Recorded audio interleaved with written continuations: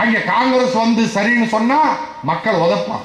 Communist கட்சி சில உடைக்க வேண்டியதில்லை, தண்ணி கொடுக்கலான்னு சொன்னாலும் மக்கள் உதைப்பான். அதனால எல்லாருமே ஒரே சிந்தனை. பிஜேபி, காங்கிரஸ், கம்யூனிஸ்ட் கட்சி கொள்கையில வேறுபடுத்திக்கிறான். கம்யூனிஸ்ட் கட்சியும் பிஜேபியும் வெட்டிக்கிறான். மாசத்துல 2 நாள் கேரளாவில் பந்து நடக்குது. ஆர்எஸ்எஸும் கம்யூனிஸ்ட் கட்சி மோதல்ல. ஆனா முல்லை பெரியார்னு வந்தா 2 பேரும் ஒரே மாதிரி பேசுறான், ஒரே மாதிரி நிக்கிறான். காரணம், அந்த மக்களுக்காக பேசுறான், அந்த மண்ணுக்காக பேசுறான். அப்படிப்பட்ட உணர்விலே நாம் ஆங்கிலேயன் கட்டி கொடுத்த முல்லை பெரியார், அது உச்ச நீதிமன்றம் நமக்கு சாதகமாக தீர்ப்பு கொடுத்திருக்கின்றது. அதற்கு கூட போராட நாம் தயாராகவில்லையே, ஆயிரக்கணக்கிலே திரண்டு வரவில்லையே, அந்த உணர்வு பெறவில்லையே. தோழர்களே, நம்ம எல்லாம் இந்தும்பா, இந்தியன்கிறான். காஷ்மீர்ல இருந்து கன்னியாகுமரி வரைக்கும் பி இண்டியன், பை இண்டியன். ஆனா இந்தியனா ஏத்துக்கிட்டானா, மலையாளி நம்ம ஏத்துக்கிட்டானா, அச்சுதானந்தனோ உம்மன் சாண்டியோ தமிழ்நாட்டு மக்கள் இந்தியர்கள் இங்கே தண்ணீர் நதியிலே தண்ணீரிலே மாநிலங்கள் இல்லை, ஜாதிகள் இல்லை, பிரிவினை இல்லை, எல்லோருக்கும் சொந்தம் என்று அவன் சொல்லுவானா? உலக தொழிலாளர்களை ஒன்று சேருங்கள் என்று சொல்லக்கூடிய கம்யூனிஸ்ட், இந்திய தேசியம் என்று சொல்லக்கூடிய காங்கிரஸ், ஆப்கானிஸ்தான், பர்மா எல்லாம் பரந்த பாரதம், அகண்ட பாரதம் என்று சொல்லக்கூடிய பிஜேபி எல்லாமே கேரளாவுக்கு போயிட்டா மலையாளி, கேரளம் நமக்குங்க. அந்த முல்லை பெரியார் தண்ணி நமக்கு மட்டுமேங்கிறான். இவ்வளவு பேசுறவன் அங்க மலையாளியாக தான் இருக்கிறான், அவன் கேரளத்துக்காரனா தான் இருக்கிறான். நம்ம இந்தியனா அவனை ஏத்துக்கலையே. சரி, இந்துவாவது ஏத்துக்கிறானா? இங்க வந்து பிஜேபி நம்ம இந்தும்பா, இந்துக்களை ஒன்றுபடுங்கள், இந்துக்களை ஒன்றுபடுங்கள், முஸ்லீம் கடையில வியாபாரம் பண்ணாதே, கிறிஸ்தவர் கடையில வியாபாரம் பண்ணாதுன்னு இங்க வந்து பிஜேபி சொல்லுவான். ஆனா கேரளாவில் அங்குள்ள மலையாளி பிஜேபி தமிழ்நாட்டில் உள்ள மக்களும் இந்துக்கள்லான்னு ஒத்துக்கிறானா? இப்ப டிசம்பர் மாசம் குளிர்காலம் வந்தா சீசன் மாறும். ஒவ்வொரு மாசமும் ஒரு சீசன் இருக்கும். இங்க நம்ம சிற்பிராஜ் நிறைய அந்த செய்திகளை சொல்லி செஞ்சிருப்பாரு. டிசம்பர் மாசம் வந்தா ஐயப்பன் சீசன், கருப்பு வேட்டி கட்டிக்கிட்டு ஐயப்பா ஐயப்பான்னு கிளம்புறோம். அங்கே தெரிகிற ஜோதி அது உண்மையிலேயே தை 1ஆம் தேதி வரக்கூடிய ஜோதி அல்ல. அது காட்டுவாசிகளால் அவர்களுடைய பண்டிகைக்காக வைக்கப்படுகிற தீ தான் அது அப்படின்னு வெளிப்படையா கேரள அரசே ஒத்துக்கிச்சு, ஹைகோர்ட்ல ஒத்துக்கிச்சு. கேரளா ஹைகோர்ட்ல ஒத்துக்கிட்டு வெளியில சொல்லிட்டா, ஹைகோர்ட்டே சொல்லிடுச்சு அது ஏதோ மகர ஜோதி அல்ல, அது சாதாரண காட்டு தீ தான். சொன்ன பின்னாடி இந்த மக்கள் நாம ஏத்துக்கிறோமா, நம்புறோமா? இல்ல கிளம்புறோம். இந்த பாத்தீங்கன்னா ஒரு டிசம்பர் வந்துருச்சுன்னா எல்லாம் ஐயப்பன் ஏறக்குறைய தமிழ்நாட்டிலிருந்து போன வருஷம் மட்டும் 10 லட்சம் ஐயப்பன் கிளம்பி போனோம். 10 லட்சம் பேர் போகும்போது சும்மாவா போறான்? சேட்டா விவரம், கேரளா சேட்டை. ஏன்னா அங்க அரிசி விளையறது இல்லை, அங்க மொந்த அரிசி. பாப்பானுக்கு போறான், பச்சரிசி தேவை. அவன் என்ன பண்ணா, விவரமா ஐயப்பன் பேர்ல வச்சான், இருமுடி கட்டிட்டு வா.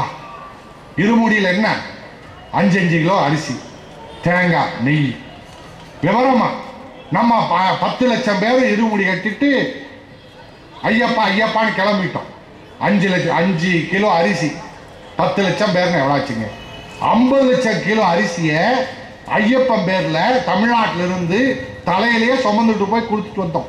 சேட்டை எவ்வளவு விவரம்? லாரி வாடகை கிடையாது. தமிழ்நாட்டுக்கோ கேரளாவுக்கோ டாக்ஸ் கட்ட வேண்டியதில்லை. டாக்ஸ் இல்லாம, லாரி வாடகை இல்லாம 50 லட்சம் கிலோ அரிசியை கேரளாவில் கொண்டே கொடுத்துட்டு வந்தோம். தோழர்களே, அந்த ஐயப்பா உண்மையிலே இருந்திருந்தா இந்த 5 லட்சம் மக்களும் நமக்காக இவ்வளவு சிரமப்பட்டு அரிசி கொண்டு வர்றானே, இந்த அரிசி எங்கிருந்து விளையுது? ராமநாதபுரம், தேனி, கம்பம், மதுரை மாவட்டத்தில் தானே விளையுது. இதுக்கு தண்ணி வேண்டாமா? முல்லை பெரியாறுல தண்ணி குடுறான்னு சொல்லி அச்சுதானந்த கனவுலையா அல்லது உம்மன் சாண்டி கனவுலையோ அவன் சொல்லலாமல்ல? ஐயப்பன் என்னுடைய பக்தன்டா அவன். ஐயப்பா இங்க அரிசி கொண்டு வர்றவன், தமிழ்நாட்டில இருந்து வர்றவன் போற என் பக்தன். அரிசி தண்ணி கொடுத்தாதான்டா அந்த நெல் விளையும். ஏன்னா தடுக்கிறேன்னு சொன்னானா? ஐயப்பா வந்து கனவுலையாவது சொல்லியிருக்கலாம் இல்ல? சொல்லலையே, சொல்ல முடியாது, இல்ல, அதாவது வரல. ஆனா நாம தான் இழிச்சு வாயர்களாக இருக்கிறோமே தவிர தோழர்களே, அவர்களெல்லாம் தன்னுடைய இனம், தன்னுடைய நாடு, தன்னுடைய மண் என்ற உணர்வோடு இருக்கின்றார்கள். நாம் ஒருத்தர் தமிழ்நாட்டு மக்கள் மட்டுமே நமக்கு இவ்வளவு பெரிய பாதிப்பு 2009 கண்ணுக்கு முன்னாடி பார்த்தோம். மே 17 ஸ்தம்பிச்சு போன தமிழ்நாடே ஸ்தம்பிச்சு போய் இருந்தது. பிரபாகரனையும் கொண்டுட்டாங்களா, புலிகளை போல கொண்டுட்டாங்களா அப்படி ஸ்தம்பிச்சு போய் எல்லாரும் வீட்டுக்குள்ள எல்லாருமே பிரபாகரனை பார்க்காதவங்க எல்லா கட்சிகளுக்குடைய தமிழர்களும் கண்ணீர் விட்டு அழுதோம், மனசுக்குள்ள அழுதோம். ஆனா ரோட்டுக்கு வரலையே, கோபம் கொந்தளிச்சு நம்ம ரோட்டுக்கு வரலையே. அத்தனை லட்சம் பேரும் தமிழ்நாட்டில் ரோட்டுக்கு வந்திருந்தா காப்பாற்றி இருக்கலாம், நியாயம் கேட்டு இருக்கலாம். ஆனால் நாம் ஒன்றுபடவில்லை. இந்தியாவிலே எந்த மாநிலத்தில் எந்த பிரச்சனையாக இருந்தாலும் அந்த மக்கள் போராடி வெல்கின்றார்கள், ஜெயிக்கிறான், போராடுறான், ஜெயிக்கிறான். ஆனா நாம ஜாதியை சொன்னா வர்ற கோபம் தமிழன் பாதிக்கப்பட்டான்னு சொன்னால் வரமாட்டேன். இதே ஜாதிக்காரன் தாக்கப்பட்டான் உடனே கொந்தளிக்கிறான். பஸ் ஓட மாட்டேங்குது, ஆட்டோ ஓட மாட்டேங்குது, பந்து மக்கள் வெளியில வர முடியல, அருவாள் எடுத்துக்கிறான். ஆனா தமிழன் தாக்கப்பட்டான நம்மால் இல்லை, நமக்கு என்ன என்று இருக்கின்றோமே. நினைத்து பாருங்கள் தோழர்களே, பெரியோர்களே, இல்லாத ஜாதிக்கு வரிஞ்சு கட்டிக்கிறோம். ஆனா இருக்கிற தமிழ் உணர்வுக்கு செத்து கொண்டிருந்த தமிழனை காப்பாற்றுவதற்கு ஒன்றுபடவில்லை. ஒன்றுபட்டு இருந்தால் நாம அதிகம் வேண்டாங்க, அதிகம் வேண்டாம், ரொம்ப அதிகமெல்லாம் வேண்டாம். கோடிக்கணக்கான பேர் எந்த நாட்டினுடைய விடுதலையாக இருந்தாலும், எந்த நாட்டுடைய பிரச்சனையாக இருந்தாலும், எகிப்தில கண்ணுக்கு முன்னாடி 2 மாசத்துக்கு முன்னாடி பார்த்தோம். எகிப்திலே ஒரு பெண் தன்னுடைய பேஸ்புக் இணையதளத்திலே கொடுமைகளை எழுதினான். இதுக்கு என்ன நியாயம் கேட்க போறோம்னு எழுதினான். நான் தெருவுக்கு வர்ற எத்தனை பேர் வர்றீங்கன்னு கேட்டான். படிப்படியா 10 ஆச்சு, 20 ஆச்சு, 100 ஆச்சு. 10 லட்சம் பேர் நின்னாங்க எகிப்தில். அந்த எதேச்சதிகார ஆட்சியை தட்டி கேட்கறதுக்கு ஒரு பெண் எழுதின கடிதத்தை வச்சு 10 லட்சம் பேர் நின்னான் ஒரு தெருவில். 10 லட்சம் பேரும் தெருவில் நின்னா. எத்தனை நாள்? 18 நாள் நின்னா. ஒண்ணுமே பண்ணல, ஆயுதம் எடுக்கல, கல் எடுக்கல, எதையும் உடைக்கல. 10 லட்சம் பேரும் 18 நாள் அங்கே உட்கார்ந்து இருந்தான். ஸ்தம்பிச்சு போச்சு, உலகமே திரும்பி பார்த்துச்சு. உலக நாடுகள் நியாயம் கேட்ட தொடங்கியது. அந்த அரசு பதவி விட்டு ஓடிடுச்சு. 10 லட்சம் பேர் திரண்ட உடனே. அந்த மாதிரி தமிழ்நாட்டில் நாம் 10 லட்சம் பேர் திரள முடியாது. 10 லட்சம் பேர் திரள முடியாதா? நான் இங்க இருக்கிற பல்வேறு அரசியல் கட்சி இயக்கங்கள் வந்திருப்பீங்க. உங்களுடைய தலைவர்களிடத்தில் இந்த கோரிக்கையை வையுங்க. நாம் எல்லாரும் இதை பற்றி பேசுகின்ற, இதற்காக உழைக்கின்ற, ஈழ தமிழர்களுக்காக உழைக்கின்ற இயக்கங்கள் போதும். திமுகவோ அண்ணா திமுகவோ காங்கிரஸோ வேண்டாம். நாம இந்த சின்ன இயக்கங்கள் போதும். மறுமலர்ச்சி திமுக, நாம் தமிழர் கட்சி, விடுதலை சிறுத்தைகள், கம்யூனிஸ்ட் கட்சிகள், பல்வேறு தலித் இயக்கங்கள், நாமெல்லாம் மாவட்டத்துக்கு 1000 பேர், மாவட்டத்துக்கு 1000 பேர், மாவட்டத்துக்கு 1000 பேர்னா ஒரு இயக்கத்துக்கு 100 பேர், ஒரு இயக்கத்துக்கு 100 பேர். தமிழ்நாடு முழுவதும் திரண்டால் 30,000 பேர். 30,000 பேரும் அண்ணா சாலையிலே அமர்ந்தால், 10 நாட்கள் அமர்ந்தால், அல்லது வடக்கே போகின்ற ரயில்களை எல்லாம் மறித்து வீட்டுக்கு போக மாட்டோம், நியாயம் கிடைக்காமல் இந்திய அரசே ஐநா மன்றத்திலே வற்புறுத்த வேண்டும், இல்லாவிட்டால் இங்கே எந்த ரயிலும் வட மாநிலத்துக்கு, கேரளத்துக்கு செல்ல விடமாட்டோம் என்று தடுத்து நிறுத்தினால், 10 நாட்கள் நிறுத்தினால் நமக்கு நியாயம் கிடைக்கும். தோழர்களே, வாருங்கள். ஒன்னும் பண்ணிட முடியாது, நம்ம எல்லாம் சுற்ற முடியாது, சுட மாட்டான். அங்கே ஆயுதங்கள் போகுது, 80 லாரி நிறைய ஆயுதங்கள் போகுதுன்னு கேள்விப்பட்ட அரை மணி நேரத்தில் நீலாம்பூர் நெடுஞ்சாலைகளே நாங்க அமர்ந்தோம். வெறும் 300 பேர், வெறும் 300 பேர் அமர்ந்தோம். தடுத்து நிறுத்தினோம். அவன் AK-47 எல்லாம் வச்சிருந்தான். சுற்றுந்தா இன்னைக்கு நாங்க இருந்து பேசிட்டு இருக்க முடியாது. ஆனால் அங்கே உயிரை பற்றி கவலைப்படாமல் அங்கே தடுத்தோம். அதே போல நாம் ஒரு 10,000 பேர், 20,000 பேர் வீட்டுக்கு போக மாட்டேன், சிறையில் வைப்பான்னு கவலைப்படாது. சிறையிலே வைக்க முடியாது. இன்னைக்கு தமிழ்நாட்டில் இருக்கிறதே 7 ஜெயில் தான். அது ஆங்கிலேயன் கட்டின ஜெயிலு. அந்த 7 ஜெயிலு எப்ப 100 வருஷத்துக்கு மேல ஆயிடுச்சு, பாதி இடிஞ்சு போய் கிடக்குது. நீங்க ஜெயிலுக்கு போறத பத்தி இந்த பொது வாழ்க்கையில் உள்ளவங்க எல்லாம் தயவு செய்து ஜெயிலுக்கு போகணும். நமக்கு அது ஒரு பிக்னிக் பிளேஸ். ஐயா சொல்லுவார், பொழுதுபோக்கு இடம். ஓய்வு கிடைக்கும்னா ஜெயிலில் போங்க, நல்லா படிக்கலாம், ஓய்வு எடுத்துக்கலாம். இன்னைக்கு ரொம்ப ஆங்கிலேயர் இருந்த காலத்தை விட, காங்கிரஸ் கட்சி ஆண்ட காலத்தை விட இன்னைக்கு திராவிட இயக்கங்கள் வந்து ஜெயிலை ரொம்ப சிறப்பா பண்ணி வச்சிருக்காங்க. நாம திகார் ஜெயிலுக்கு தான் போகக்கூடாது, மதுரை ஜெயிலுக்கு போகலாம். ரொம்ப இன்னைக்கு சிறைச்சாலைக்குள்ள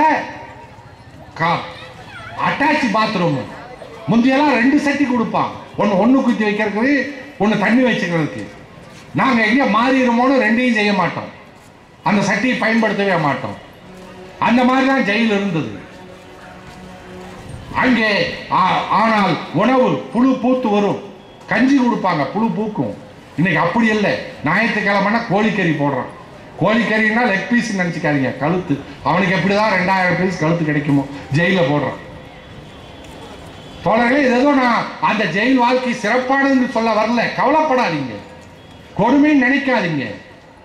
காரணம், இந்த சின்ன தியாகத்துக்காக நாம் தயாரானால்தான் இந்தியா ஐநாவிலே வற்புறுத்த முடியும், வற்புறுத்துவார்கள். வெறும் பேசிக் கொண்டிருந்து பயன் இல்லை. இயக்கங்கள் ஒன்றுபட வேண்டும்.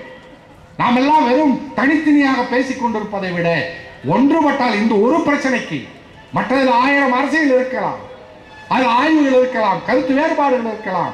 ஐநா மன்றத்திலே இந்தியா வலியுறுத்த வேண்டும் என்ற ஒரே ஒரு பிரச்சனைக்காக ஒரே ஒரு 10 நாட்கள் தோழர்களே, தெலுங்கானாவுக்கு போராடுறான், பீகார்ல போராடுறான், பஞ்சாப்ல போராடுறான். அவனுக்கெல்லாம் வேலைக்கு போகணுங்கிற பிரச்சனை இல்லையா? அவனுக்கு வீட்டில் மனைவி கர்ப்பமா இருக்காங்கிற பிரச்சனை இல்லையா? பையனுக்கு பள்ளிக்கூடத்தில் ஃபீஸ் கட்டணுங்கிற பிரச்சனையா இல்லையா? ஆனால் அதையெல்லாம் விட்டுட்டு வந்து போராடுறானே, அவன் ஜெயிக்கிறானே, அவன் வெற்றி பெறானே. தமிழர்களாகிய நாம் எத்தனை நாளைக்கு இன்னும் இதையே தெருவிலே பேசிக்கொண்டு, ஒருவருக்கொருவர் பேசிக்கொண்டு, ஆறுதல் படுத்திக் கொண்டு, ஆகா பிரமாதமா பேசிட்டோம், கைதட்டல் வாங்கிட்டு இது போதும் என்று நினைத்துக் கொண்டிருக்க போறோம்? இதற்கு தீர்வு காண வேண்டாமா? தீர்வு காண வேண்டும் என்று சொன்னால் பெரியோர்களே, தோழர்களே, ஒன்றுபட்டு தெருவிலே இறங்கி ஒரு 10,000 பேராவது நின்று, 10,000 பேர். அதனால்தான் முத்துக்குமார் வந்தான். முத்துக்குமார் அவன் தீக்குள் சாகக்கூடியவனா அல்ல, அவன் அப்படிப்பட்ட மன நோயாளி அல்ல. வேறு யாரும் செய்யலையே, வரமாட்டேங்கிறாங்களே வேதனையில. இதை காட்டியாவது என்னை நான் அழித்துக் கொள்வதை காட்டியாவது கோபம் வரட்டும், தெருவுக்கு வரட்டும்ங்கிறதுக்காக. அப்ப அன்றைக்கே நாம் ஒன்றுபட்டு தெருவிலே வந்திருந்தால் முத்துக்குமார் தீக்குளிச்சிருக்க மாட்டான், நம்மோடு போர்க்களத்துக்கு வந்திருப்பான். ஆனால் அன்றைக்கு தவறிவிட்டோம். கடைசி வாய்ப்பு ஈழத் தமிழர்களுக்கு நியாயம் கிடைக்கின்ற வாய்ப்பு. இந்த நியாயம் கிடைத்தால் இந்த தமிழீழம் என்று உண்டு தமிழ் உலகத்திலே அது உரிமைக்காக போராடி கொண்டிருக்கின்றது, அவர்களுக்கு நியாயம் வழங்க வேண்டும், நாட்டை பெற்று தர வேண்டும் என்று உலகம் முழுவதும் பேசப்படும். உலக நாடுகள் ஒன்றுபடும், நமக்கு குரல் கொடுப்பார்கள். அந்த வாய்ப்பு அருகிலே இருக்கின்றது, மிக அருகிலே இருக்கின்றது, கண்ணுக்கு முன்னாடி இருக்குது. நாம் பெற்றுத்தர வேண்டாம் அந்த வாய்ப்பை? தமிழர்களே, பார்த்து கொண்டிருக்காதீர்கள், கோபப்படுங்கள், ஆத்திரப்படுங்கள், உணர்ச்சிப்படுங்கள், ஒன்றுபட்டு போர்க்களத்துக்கு போராட வாருங்கள் என்று சொல்லி விடைபெறுகின்றேன்.